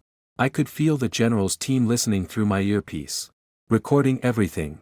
This is incredible. I said. And I meant it. You've built something truly remarkable here. Thank you. Volkov said. But it's nothing compared to what we'll build with your technology. Your AI core alone will revolutionize our intelligence capabilities. We'll be able to predict enemy movements with unprecedented accuracy. We'll be able to strike before they even know we're coming. That's what I designed it for. I said. To give you the ultimate advantage. Volkov was about to respond when an alarm began to blare. Red lights flashed throughout the room. And the personnel suddenly became very busy. What's happening? I asked. Feigning ignorance. An intrusion. Volkov said. His face suddenly pale.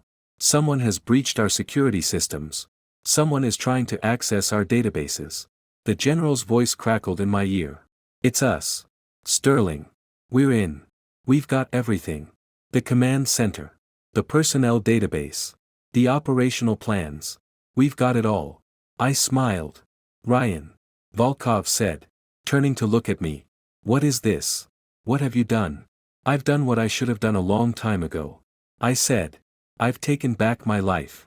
I've taken back my technology. And I've taken back my dignity. You traitor. Volkov shouted, reaching for something in his jacket. You double-crossing bastard. Marcus appeared out of nowhere. His gun drawn and aimed at Volkov's head. Don't. He said calmly. Just don't. Volkov froze. Who are you? I'm the man who's going to make sure you spend the rest of your life in a cell. Marcus said. Now. Put your hands where I can see them. Volkov slowly raised his hands. His face contorted with rage. You'll never get away with this. My people will hunt you down. They'll destroy everything you love. Your people are already being rounded up. I said. The general's team is hitting every location we identified from your database. By the time the sun sets, your entire network will be in pieces. Volkov laughed. It was a bitter, broken sound. You think this is over? You think you've won? This is just the beginning. Ryan. You have no idea what you've unleashed. I know exactly what I've unleashed. I said. Justice. The one thing you've never been able to control. The facility was swarming with soldiers now. Men and women in black tactical gear who descended from the ceiling on ropes and stormed through the doors. They swept through the command center, securing personnel and disabling equipment. General Harmon walked through the chaos like she owned the place. Her scarred face split in a rare smile.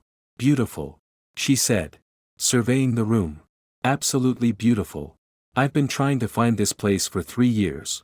3 years. And you found it in 3 days. 4 days. I corrected her. But who's counting? The general walked over to me and clapped me on the shoulder. You did it. Sterling. You actually did it. You brought down the entire network. We did it. I said. I couldn't have done it without you. You could have. The general said. But I'm glad you didn't have to. Volkov was led away in handcuffs. Still shouting threats and curses at everyone he passed. I watched him go. Feeling a strange sense of satisfaction. Now what? I asked. Now we deal with Ella. The general said. She's still in New York. She's still running your company. And she still thinks she's won. Not for long. I said. The flight back to New York was a blur. I sat in the back of a military transport plane, going over the plan one last time in my head. The general had given me permission to handle Ella myself. As long as I did it the official way. Don't do anything stupid. She had warned me. She's a dangerous woman. Even without her network. She's a threat. I know. I said. But she's my threat. Vance Sterling Tower looked the same as it always had. But everything felt different now. I was no longer the broken ex-boyfriend shuffling through the lobby. I was a man who had just taken down an international spy ring. I was a man who had nothing to lose and everything to gain. Ella's office was in chaos when I arrived. She was on the phone. Screaming at someone. Her face red with rage. What do you mean? The accounts are frozen. They can't be frozen. Those accounts are. She stopped when she saw me standing in the doorway. Ryan. What are you doing here? I came to say goodbye. I said. Goodbye? What are you talking about? Volkov's network is gone. The command center is gone. Everyone is gone. It's over. Ella. You lost. Ella stared at me. You did this. You turned on them. I was never on their side. I said. I was always on my side. And my side is the one that's going to win. Ella laughed. It was a hollow, desperate sound. You think you've won. You think this is over. There are others. Ryan. Others who will come after you. Others who will destroy you. Let them come. I said. I'm ready. I've always been ready. I was just too stupid to realize it until now. Ella moved toward me. Her eyes wild with panic. Please. Ryan. Please don't do this. We can work something out. We can make a deal. A deal. I laughed. You want to make a deal with me? After everything you did. After you destroyed my life. I was wrong. She said. Her voice cracking. I was wrong about everything. I should have never done what I did. I should have never treated you the way I treated you. You're right. I said. You shouldn't have. But you did. And now you have to face the consequences. Please. Ryan. Please. I'll do anything. I'll give you anything. Just don't let them take me away. I looked at her. This woman who had once been the center of my universe. She was beautiful. She was brilliant. She was also a monster. I thought about the general's husband. The man she had lost to this network. I thought about the soldiers who had died because of the intelligence that had been passed to Volkov. I thought about all the people who had been hurt by this woman's greed and ambition. Then I thought about myself. The broken man who had stood at the altar and watched his life fall apart. The man who had been so consumed by his love for this woman that he had been blind to everything else. I'm not going to stop them from taking you. I said. I'm not going to save you. You don't deserve to be saved. Ella's face crumbled. The mask of desperation fell away. Replaced by something else. Rage. Pure. Undiluted rage. You're going to pay for this. Ryan. She hissed. You're going to pay for everything you've done. You think this is the end. This is only the beginning. I'll find a way out. I'll come back for you. And when I do, I'll make you suffer the way you made me suffer. I look forward to it. I said. I turned and walked out of her office. Leaving her screaming behind me. The FBI agents were already moving in. Their cuffs glinting in the fluorescent light. I didn't look back. The general was waiting for me in the lobby. It's over. She said. She's in custody. The network is dismantled. Everything is done. Everything except the wedding. I said. The general raised an eyebrow. The wedding. Our wedding. I said. The one we're going to have. The one that actually means something. The general smiled. I thought you'd never ask. We flew to the Pentagon. where a small ceremony was being organized. No white dresses. No flowers. No organ music. Just a few soldiers. A chaplain. And the two of us. Ready? The general asked. Ready. I said. We exchanged our vows under the watchful eyes of the men and women who had fought beside us. The general was wearing her dress uniform. And I was wearing the same suit I'd worn to my first wedding. To have and to hold. The chaplain said. For better or for worse. For richer or for poorer. In sickness and in health. The general looked at me. I don't do sickness. She said. Or poverty. But everything else. I can handle. I'll keep that in mind. I said. The chaplain pronounced us husband and wife. And we shared a kiss that felt more like a declaration of war than a celebration of love. General. I said as we pulled apart. Or should I say. Mrs. Sterling. Don't push your luck. She said. But I appreciate the sentiment. We walked out of the ceremony together. Our hands clasped. Our eyes fixed on the future. Behind us. The past was burning. Before us. A new world was waiting. The war was over. But the battle had just begun. The Pentagon's secure conference room was packed with people I had never met before. Generals. Admirals. Intelligence directors.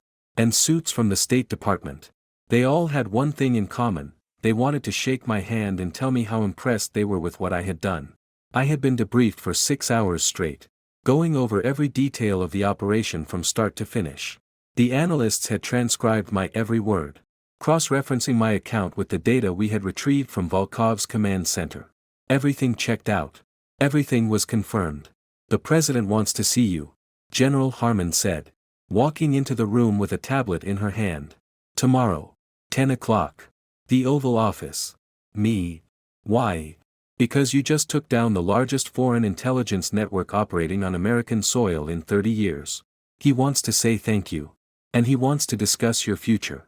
My future. You're a hero now. Sterling. The media is eating this up. Scorned groom takes down spy ring. The general's husband saves the country. It's all very romantic. I'm not looking for romance. I said. I'm looking for justice. You'll get it. The general said. Ella Vance's trial is scheduled to start in 3 weeks.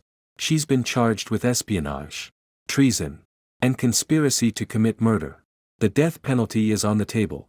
I felt a cold satisfaction at that. What about Liam Harper? He's already flipped. The general said. He's singing like a canary. He's giving us everything. Names. Dates.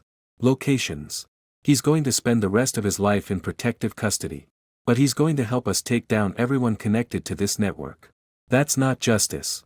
I said. That's a deal with the devil. It's the way the world works. The general said. Sometimes you have to make deals with devils to get what you want. I nodded slowly, accepting the reality of the situation. What about Ella's trial? Can I testify? That's up to the prosecutors. The general said. But I suspect they'll want you on the stand. You're the key witness. You're the one who brought everything together. Then I'll testify. I said. I'll tell the world exactly what she did. I'll make sure everyone knows who she really is. The general smiled. That's the spirit. The meeting with the president was everything I expected and more. He shook my hand, thanked me for my service, and told me that the country owed me a debt of gratitude. He offered me a position as a consultant for the Department of Defense, with unlimited access to military resources and a salary that made my head spin. I know you've been through a lot, Ryan, he said, his eyes warm but serious. I know you've been betrayed in ways most people can't even imagine.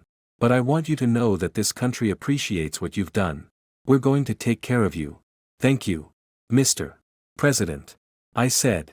I just want to make sure that justice is served. Justice will be served. He assured me. I'll make sure of it. The trial began on a cold Monday morning in federal court in Manhattan. The courtroom was packed with journalists, spectators, and family members of the victims of the spy network. I sat in the front row. My eyes fixed on Ella Vance as she was led into the room in handcuffs and an orange jumpsuit. She looked different. Smaller. Paler. The confident, powerful woman I had loved was gone, replaced by a shell of her former self. She was broken, defeated, and afraid, but I felt no pity for her. The prosecution laid out their case over the course of 3 weeks. They presented evidence of espionage, financial fraud, and conspiracy to commit murder. They called witnesses from the Pentagon, the CIA, and the FBI. They showed the jury classified documents and surveillance footage. And then they called me to the stand. "Mr. Sterling," the prosecutor said, "a sharp woman with steel gray hair and eyes like knives. Can you tell the court about your relationship with the defendant?" "We were engaged," I said. "We were planning to get married. But on the day of our wedding, she left me at the altar for another man." "Why did she do that?" "Because she needed me out of the way," I said. "She was working with a foreign intelligence network. They wanted my technology. She needed to remove me from the company so she could transfer it to them without any interference." "And what happened after she left you at the altar?" "I married General Sarah Harmon," I said. "She helped me understand what Ella really was. She helped me fight back." "And fight back you did," the prosecutor said, smiling. "You single-handedly brought down an entire spy network. You infiltrated their command center. You delivered a Trojan horse that allowed our intelligence agencies to dismantle their operations." "I did what I had to do," I said. "I couldn't let them get away with what they'd done. Not to me. Not to my country." Ella was staring at me from the defendant's table, her eyes burning with hatred. She was mouthing something, but I couldn't make out the words. "Objection," her lawyer shouted. "This is irrelevant to the charges, overruled." The judge said, "The witness may continue." The prosecutor leaned in close. "Mr. Sterling, do you have anything to say to the defendant? Anything you'd like to say to her directly?" I turned to face Ella, my heart pounding in my chest. I thought about all the years I had wasted loving her, all the trust one had given her, all the dreams I had shared with her. And then I thought about the general, about the life we had built together, about the future that was waiting for us. "I have nothing to say to her," I said. "She's not worth my time anymore." The courtroom erupted. Journalists were shouting questions. Spectators were gasping. Ella's lawyer was on his feet, demanding a mistrial. But I didn't care. I stepped down from the witness stand and walked out of the courtroom, leaving Ella Vance to face her fate alone. The verdict came a week later. Guilty on all counts. Life in prison without the possibility of parole. No death penalty. Which disappointed the general. But I was satisfied. Ella Vance would spend the rest of her life in a federal penitentiary, paying for her crimes. She would never hurt anyone again. She would never destroy anyone's life again. It was the best outcome I could have hoped for. General Harmon was waiting for me outside the courtroom. She was wearing her dress uniform, her medals glittering in the afternoon sun. "It's over," she said. "It's finally over." "Not quite," I said. "I still owe you a proper wedding." The general raised an eyebrow. "A proper wedding? What exactly do you have in mind?" "Something big," I said. "Something that makes a statement. Something that shows the world that we're not just partners. We're a team." The general smiled. "I think I can arrange that." The wedding took place on the deck of an aircraft carrier, the USS Eisenhower, in New York Harbor. The general had insisted on a military ceremony, and I had been happy to oblige. The guest list included the President, the Secretary of Defense, and every high-ranking officer in the Pentagon. But there were also some unexpected guests. Marcus was there, of course, standing proudly at my side. He had been promoted to colonel for his role in the operation, and he wore his new rank with pride. My mother and father were there too, their eyes filled with tears of joy. They had never liked Ella, and they had been thrilled when I told them I was marrying the general instead. And then there was General Harmon herself. She walked down the aisle in her dress uniform, her scarred face glowing with pride.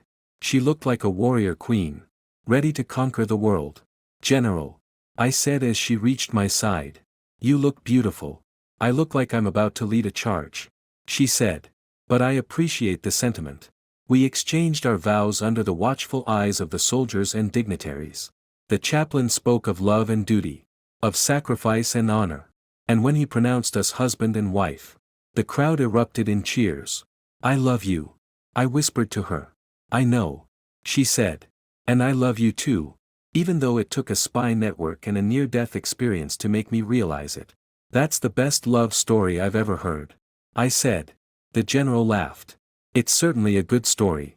And it's going to be a great story to tell our grandchildren. Grandchildren? I said.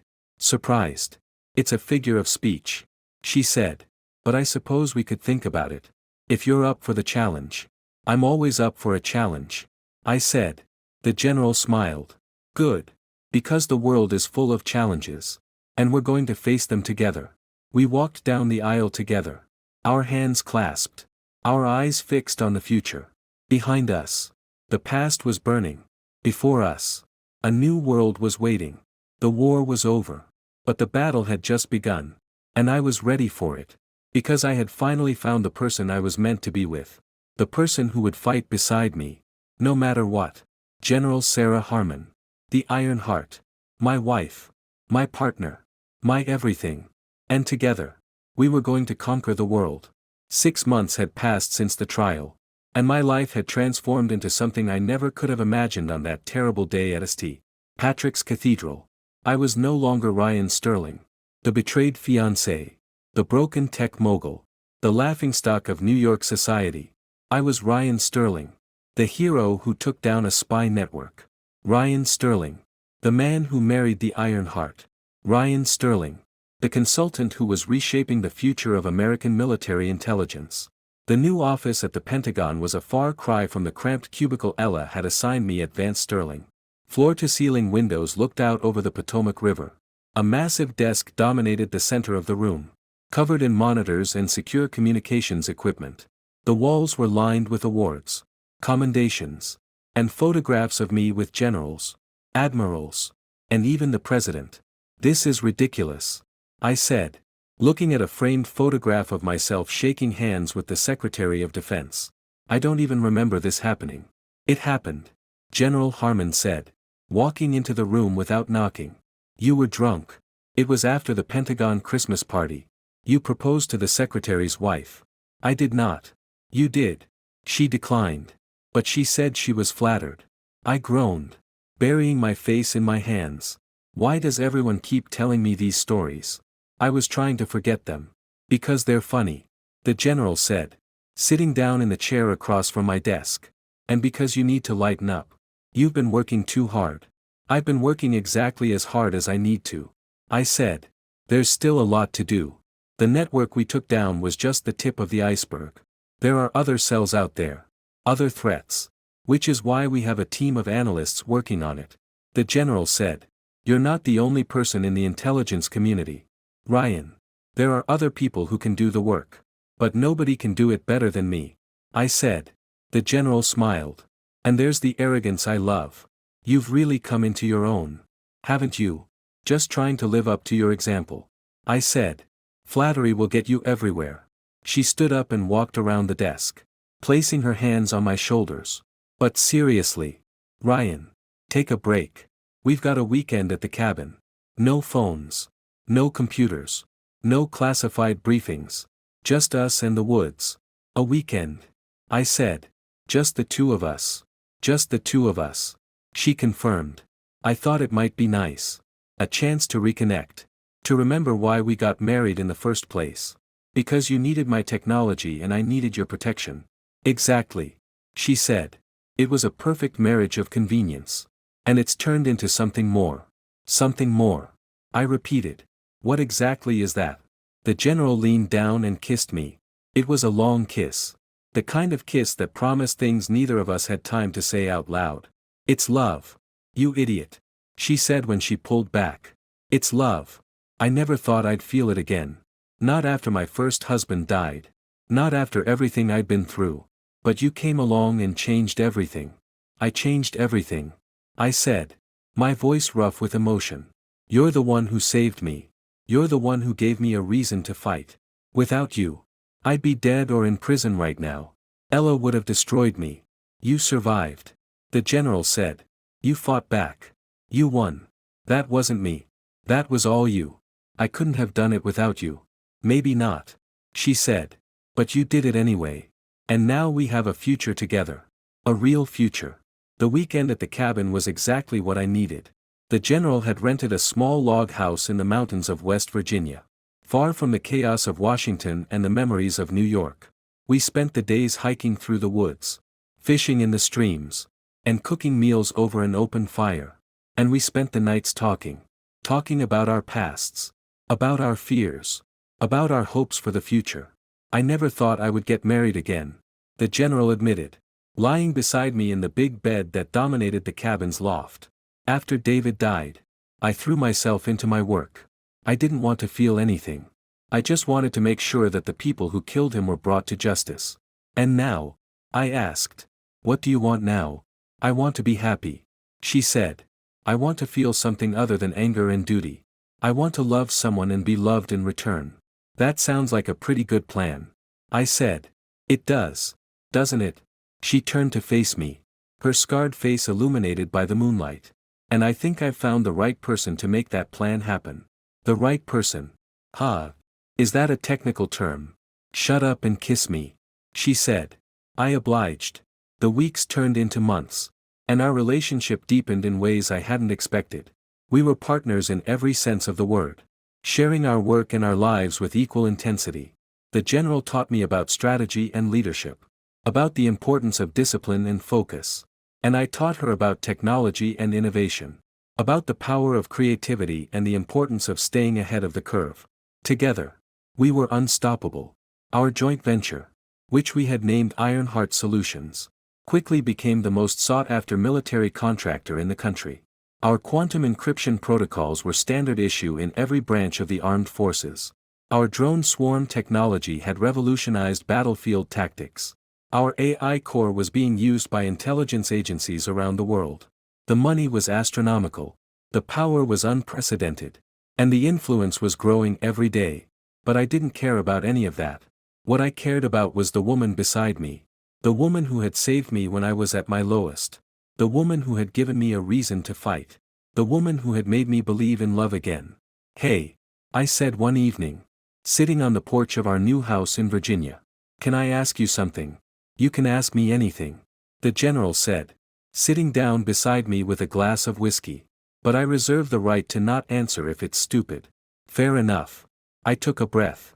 Do you ever think about the future? I mean, really think about it.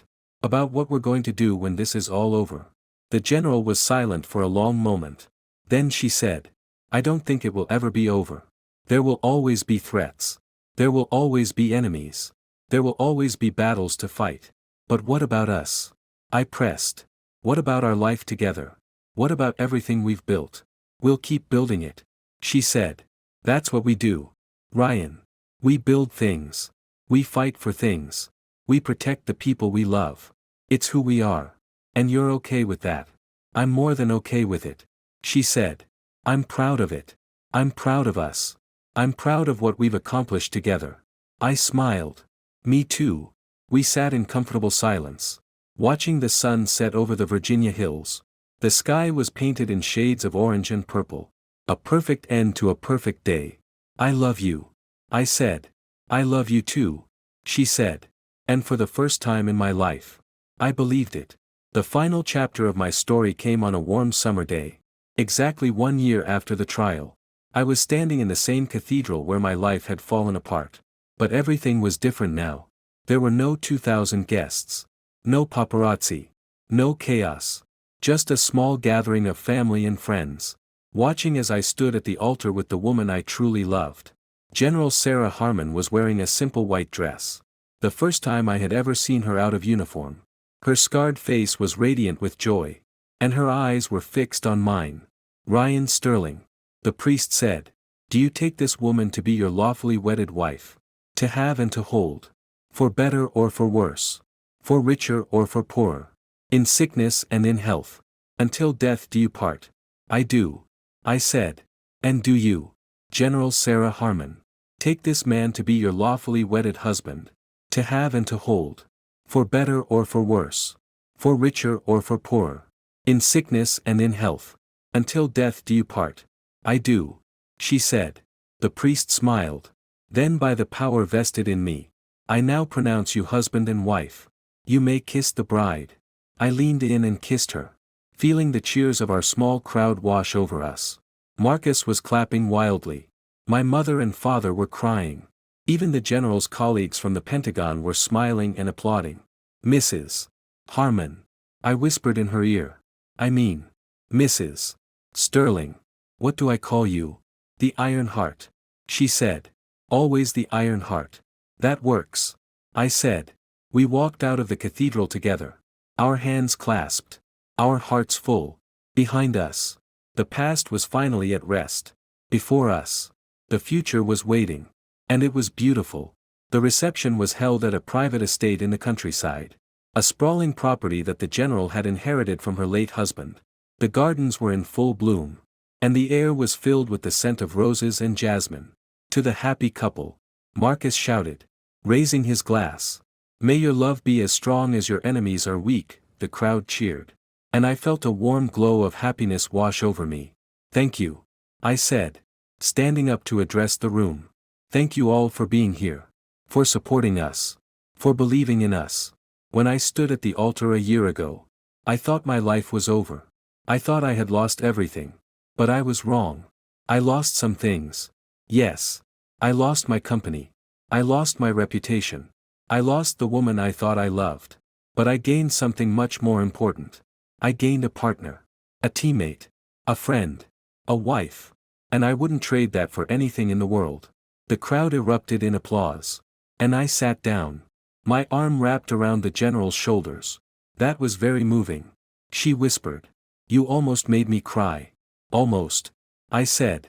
I'm disappointed. I was going for full tears. Maybe next time. She said. We spent the rest of the night dancing and laughing. Surrounded by the people we loved most in the world. The general was radiant. Her smile bright enough to light up the entire garden. And in that moment, I knew that everything had worked out exactly the way it was supposed to. Ella Vance was in prison, paying for her crimes. Liam Harper was in protective custody, singing his songs of betrayal. Dmitry Volkov was in a federal supermax, never to see the light of day again.